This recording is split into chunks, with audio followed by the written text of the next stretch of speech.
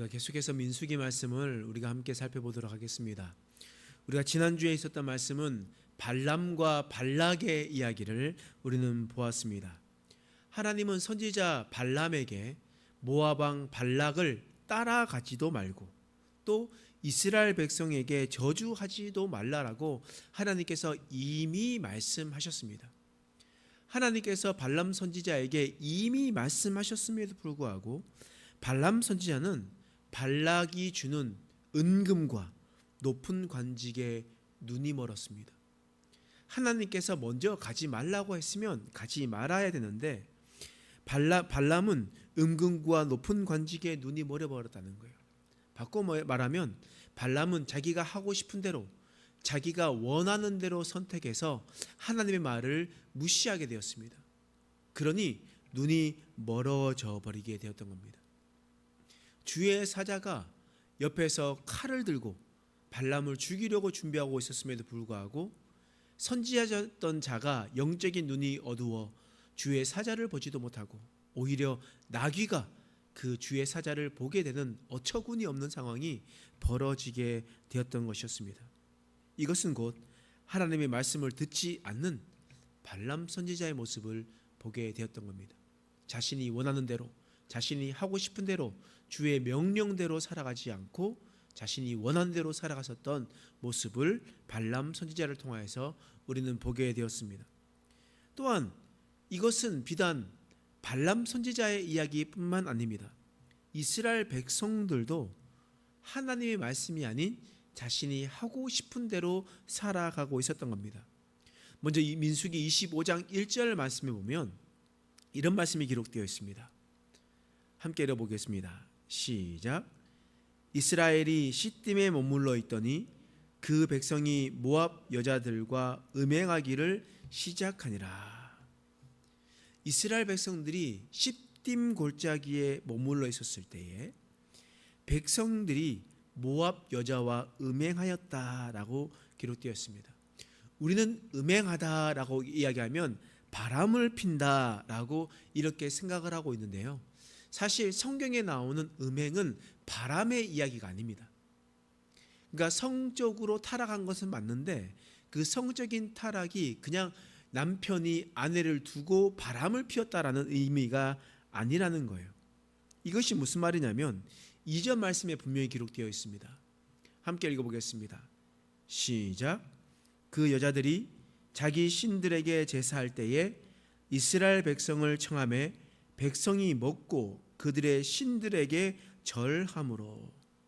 여자들이 곧 모압 여자들이 자신의 신에게 제사할 때 어떻게 합니까? 먹는 겁니다. 먹어요. 잔치를 베풀고 고기를 먹고 술을 마십니다. 그리고 난 다음에 하는 것이 뭐냐면 신들에게 절하는 것이었습니다.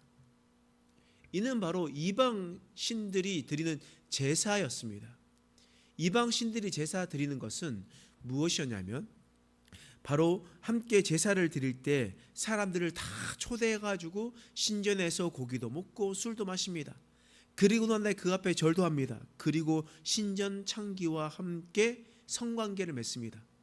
남자가 설정을 하게 되면, 그러니까 정액을 분출하게 되면 그것을 통해서 비를 내린다는 그런 믿음을 가지고 있었기 때문입니다.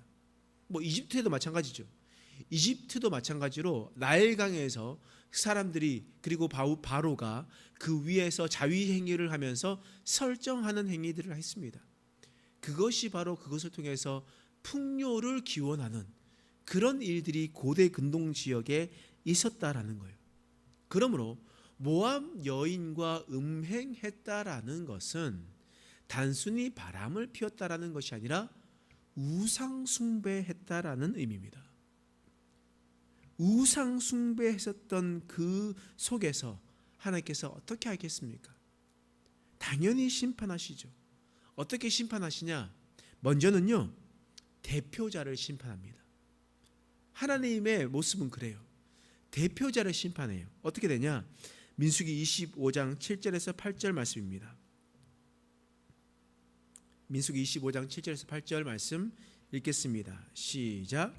제사장 아론의 손자 엘르아살의 아들 비느하스가 보고 회중 가운데서 일어나 손에 창을 들고 그 이스라엘 남자를 따라 그 막사에 들어가 이스라엘 남자와 그 여인의 배를 꿰뚫어서 두 사람을 죽이니 연병이 이스라엘 자손에게서 그쳤더라.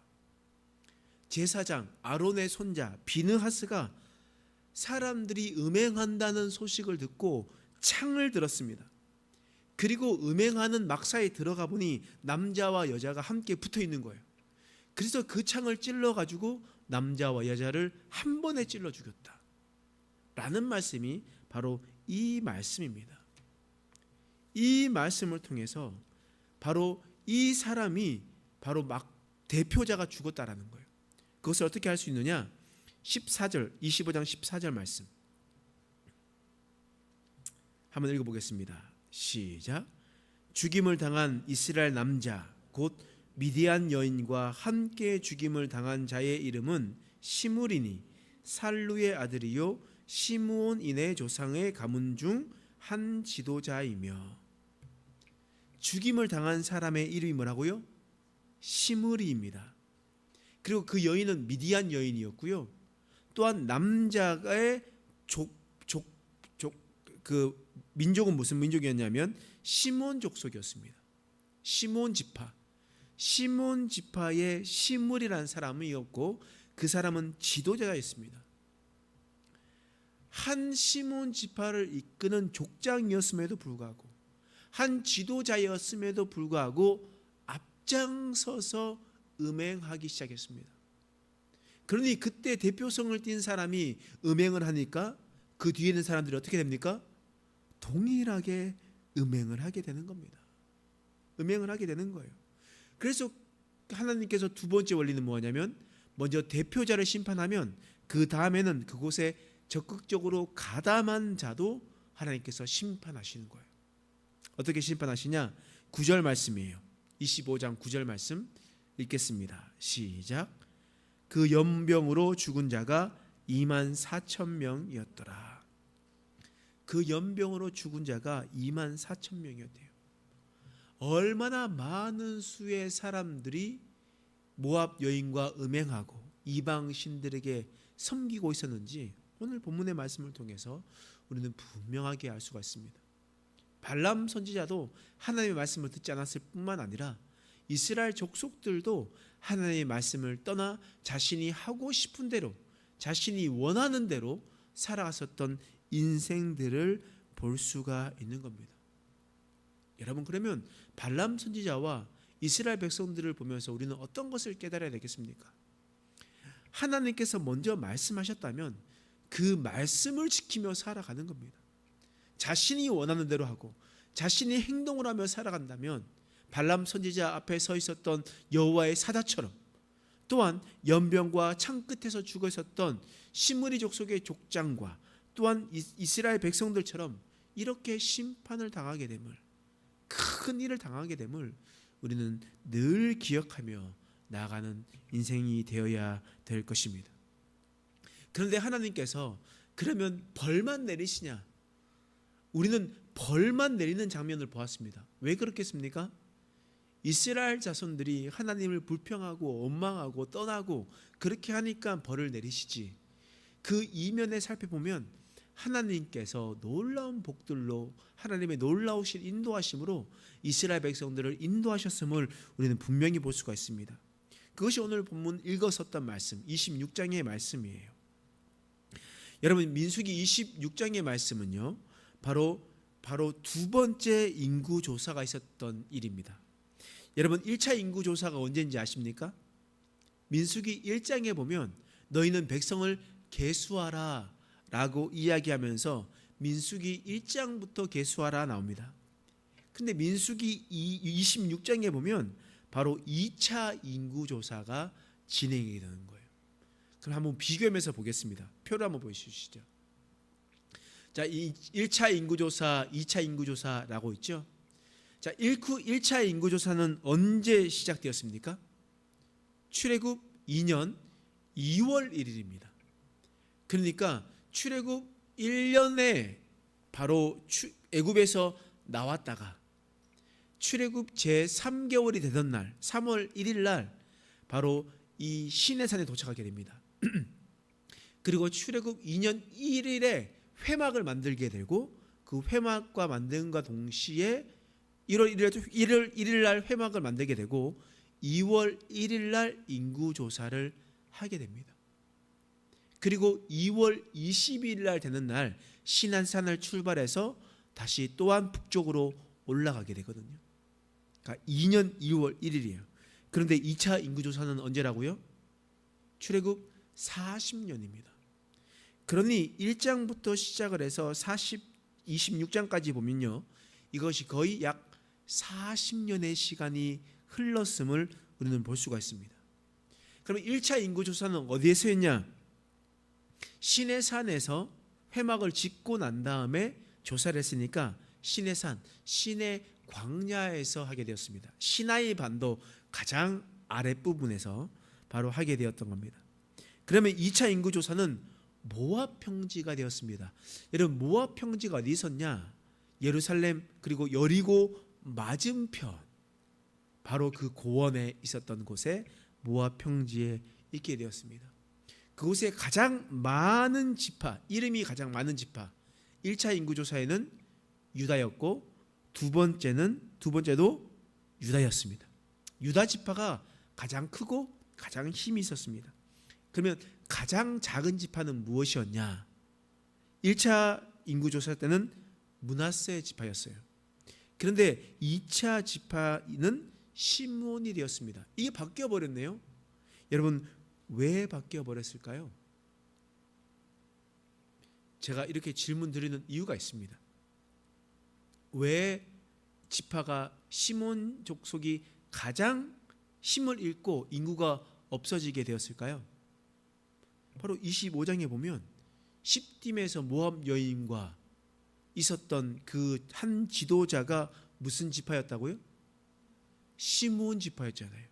그 시므온 지파 또한 그 연병으로 죽은 사람이 24,000명이었다고요. 그러니 얼마나 많은 시므온 족속의 사람들이 죽어갔겠습니까? 그래서 보면 시므온 지파가 가장 적게 되었어요. 그 말씀이 두 번째 인구조사의 핵심 내용입니다. 핵심 내용이에요. 근데 인구를 한번 보세요. 1차 때 60만 3,550명입니다. 그리고 40년이 지난 다음에 몇 명입니까? 60만 1,730명. 그래서 보면 1차 때가 많아요? 2차 때가 많아요? 1차 때가 더 많죠. 제가 계산하기 힘들까 봐 제가 계산기 한번 두드려 봤거든요. 그래, 1,820명. 1,820명이 1차 인구조사 때 더 많았습니다. 그러니까 바꿔 얘기하면 애굽 땅에서 번성했을 때와 광야에서 40년을 살아갈 때에 별반 다르지 않는 그런 모습으로 성장하였음을 보게 되었습니다. 왜냐하면 그때 20세 이상에 있는 사람들은 다 죽었잖아요. 60만 3,550명 중에 60만 3,548명이 다 죽었단 말이에요. 2명 빼놓고, 요수아와 갈렙 빼놓고 나머지는 다 죽었단 말이에요. 그런데 60만 1,730명이라는 것은 그때 20살이 되지 않았을 뿐만 아니라 그리고 또한 그리고 난 다음에 20년이 지나고 난 다음 동안 계속 태어난 사람들. 그러니까 이렇게 많은 사람이 되었다는 거예요. 그러니까 광야에서 얼마나 많은 수가 기하급수적으로 불었다는 겁니까? 400년 동안 60만 3,550명을 그렇게 세웠는데 하나님께서는 광야 생활을 하면서 그만큼 많은 사람들을 하나님께서 인도하셨다라는 거예요. 여러분, 이것은 기적 아니겠습니까? 그런데요, 그 기적을 우리가 생각해 보면 우리가 이렇게 생각해 봐야 돼요. 만약이라는 것은 사실 좀 약간 그렇지만 만약에 애굽 땅에서 이스라엘 백성들이 나왔었을 때에 악한 말로 원망해서 심판받지 않았다면, 만나와 메추라기로 통해서 원망해서 심판당하지 않았다면, 그리고 가나안 땅 정탐했었을 때 원망하지 않고 고라 일당과 지휘관이 반역 안 했다면, 또한 그에 따라서 백성들이 원망 안 했다면, 가데스 무리바에서 물이 없다고 원망 안 했다면, 기로 말미암아 원망하고 또한 모압 여인과 시딤에서 음행하지 않았다면, 그때 수많은 사람들이 심판으로 죽어나가지 않았다면, 모르긴 몰라도 지금 1차보다 2차 인구조사 때 훨씬 더 많은 사람들이 성경에 기록되었을 겁니다. 바꾸어 얘기하면 하나님은 400년 역사 동안 있었던 역사를 40년 만에 완성했고, 그보다 훨씬 더 많은 복들을 내려주셨어요. 어디에서요? 광야에서요. 물이 없고 음식이 없고 적들이 쳐들어올 수 있는 그런 위험한 곳에서 하나님은 그 자손을 번성케 하고 번성케 하셨다는 겁니다. 여러분, 그리고 이스라엘 백성들이 걸었었을 때 40년 동안 그 신발도 상하지 않았다, 헤어지지 않았다라고 이야기했던 것처럼 하나님은 이스라엘을 너무나 귀하게 보살펴 주셨다라는 것을 우리는 너무나 잘 알고 있습니다. 여러분, 우리의 인생을 돌이켜보면요, 왜 1차 때보다 우리도 적습니까?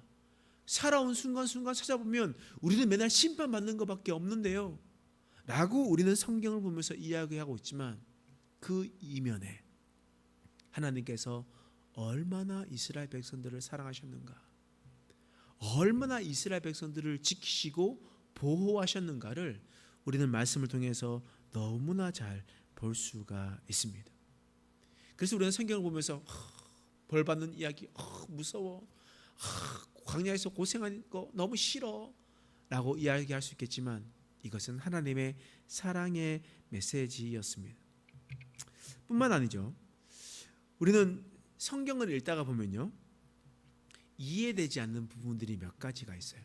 그러니까 그 중에 하나가 여성에 관한 이야기를 들을 때마다 조금 이해가 되지 않는 부분들이 있습니다. 그러니까 예를 들어서 창세기 19장에 보면 소돔 땅에 있는 롯의 이야기가 있습니다. 소돔 땅에 살고 있었던 롯의 집에 두 천사가 방문했잖아요. 그런데 소돔의 사람들이 그 사람들을 내어놓으라고 문을 두드리면서 소리쳤습니다. 뭐라고 얘기했냐면, 우리가 그들과 상관하리라. 이게 무슨 말이냐면, 우리가 그 남자들을 강간할 것이다, 이렇게 얘기하는 거예요. 남자가 남자를 강간할 것이다 라고 그렇게 소돔에 있는 사람들이 얘기했습니다. 그때 롯이 했었던 것이 무엇인지 아십니까? 자신의 딸 둘이 있으니 자신의 딸 둘을 데리고 가라, 이 사람들은 해하지 말라라고 이야기합니다. 여러분, 딸이 얼마나 사랑스럽습니까? 어떻게 딸을 그냥 내놓을 수가 있냐는 말이에요. 지금 상황으로서는 도저히 이해할 수가 없어요. 그러면 하나님, 그러면 여자는 살지 말라는 겁니까? 가축보다 못하는 겁니까? 라고 이렇게 생각한단 말이에요. 사사기 19장에 보면요, 어떤 레위인이 있습니다. 레위인이 베들레헴에 자신의 장인 집에 있다가 다시 자신의 동네로 돌아가려고, 에브라임 산지로 돌아가려는 그 길목에 기브아라는 동네를 갔습니다. 이 기브아가 어디냐? 우리가 잘 알고 있는 사울왕의 고향이기도 합니다. 그 기브아에 가게 되었을 때 다른 사람들이 아무도 맞아주지 않았지만 한 노인이 자신을 맞아주었습니다. 그리고 자신의 집으로 초대했습니다. 그래서 레위인은 자신의 첩과 함께 그 집에 들어가게 되었습니다. 그런데 그 기브아 성읍의 불량배들이 노인 집에 들어왔어요. 뭐라고 얘기하냐면, 내 집에 들어온 사람을 이끌어내라, 우리가 그와 관계하리라 라고 얘기했어요. 똑같이 소돔 땅에 있었던 롯의 이야기와 같이 관계할 것이다, 강간할 것이다, 동성애를 할 것이다 라고 그렇게 이야기를 하는 겁니다. 그때 노인이 뭐라고 얘기했냐? 보라, 여기 내 처녀 딸과 이 사람의 첩이 있은즉 그들을 끌어내라 라고 얘기했습니다. 그리고 이 레위인은 자신의 첩을 문 밖으로 밀어내버렸어요. 그러고 난 다음에 그 첩은 밤새도록 남자들에게 윤관을 당하고 그 문 앞에서 문고리를 잡고 죽었습니다. 여러분, 이 여성의 인권 처참하지 않습니까? 그러면서 우리는 그 성경을 보면서 하나님 이걸 내버려 두십니까? 왜 이렇게 하십니까? 라고 생각할 때가 참 있습니다. 우리나라를 한번 보세요. 우리나라요 17세기에 조선은 임진왜란과 병자호란 이 두 차례 큰 전란을 겪게 되었습니다. 그리고 난 다음부터 점차 여자에 대한 불평등 규제가 강화되기 시작했습니다. 그 당시에 성리학이 활발하게 있었고 유교 문화가 불붙듯이 퍼져나갔기 때문에 남녀 공존 의식이 파괴되었습니다. 남녀가 함께 평등하게 살아간다는 것을 파괴되고 남존여비, 남자는 아주 위대하고 여자는 그렇지 못하다라는 것 사상이 빠르게 정착하게 되었다는 거예요. 그래서 이 조선에서는 이 남자와 여자를 엄격히 구분하는 내외법을 만들게 되었습니다.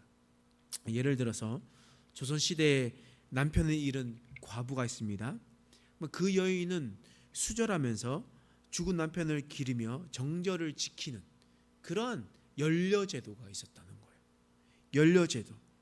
만약 그 여인이 남편에 대한 수절을 하고 또한 그렇게 있다가 남편을 따라서 목숨을 스스로 버리면 나라법으로 연려문을 하사받게 됩니다. 그러면 그 지역은요 요역에서 벗어나기도 하고 세금 면제를 당하기도 하고 혹은 가문의 남자들에게 벼슬을 내기도 하는 그런 일들을 바로 하게 되었습니다. 그런데 이것을 악용해 가지고 가문은 과부에게 자결을 요구하거나 또한 심지어 가문과 지역의 이익을 위해서 그 여자를 과부를 명예살인하는 일도 비일비재하게 나타났다고 합니다.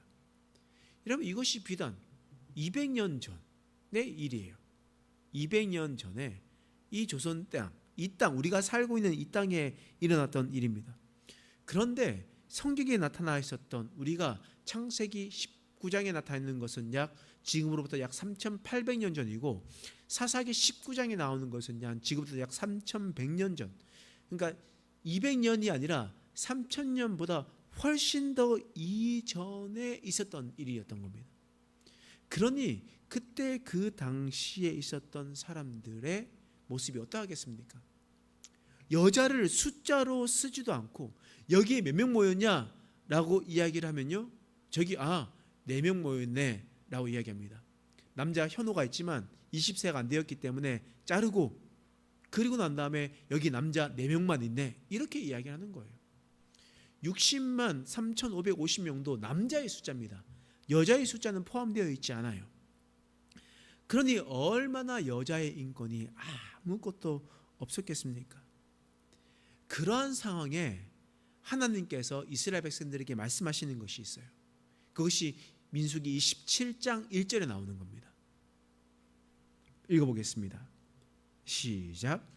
요셉의 아들 므낫세 족속들에게 므낫세의 현손 마길의 증손 길리앗의 손자 헤벨의 아들 슬로부앗의 딸들이 찾아왔으니 그의 딸들의 이름은 말라와 노아와 호글라와 밀가와 디르사라. 지금 므낫세 족속 중에 슬로부앗의 딸이 있는데 슬로부앗의 딸의 이름이 말라와 노아와 호글라와 밀가와 디르사라라고 성경에 분명하게 기록되어 있습니다. 그러니까 성경에 여자 이름이 기록되어 있는 것이 별로 없어요. 그런데 그때 그 당시에 슬로부앗의 딸의 이름을 정확하게 기록 놓아 있는 거예요. 말라와 노아와 호글라와 디르사와 밀가와 호글라라고 이야기를 하는 거예요.